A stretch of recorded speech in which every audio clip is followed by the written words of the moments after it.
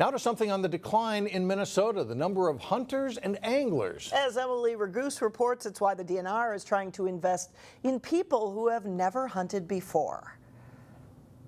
Camping? Check. Fishing? Check. Hiking? Check.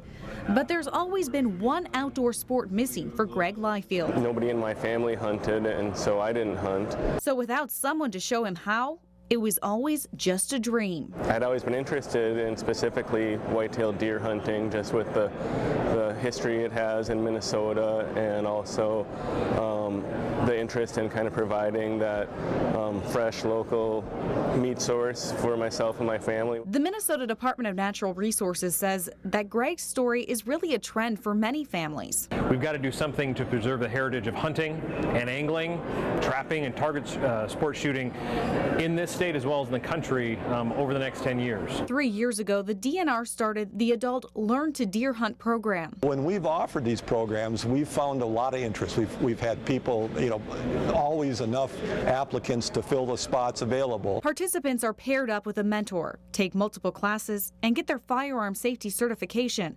But the most exciting part for Greg? And it all culminated with a weekend hunt at St. Croix State Park. Mark Norquist was Greg's mentor. And hunting and fishing has been a passion of mine. And I've seen some declining numbers and wanted to figure out how I could help turn that around, bring more people in. The DNR says hunting and fishing is vital to the state's conservation efforts, making up 70 to 80% of funding.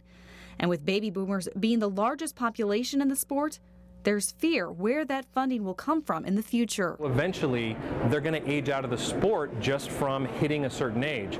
And the question for Minnesota as well for the rest of the country is who is backfilling them? Who is coming in behind them?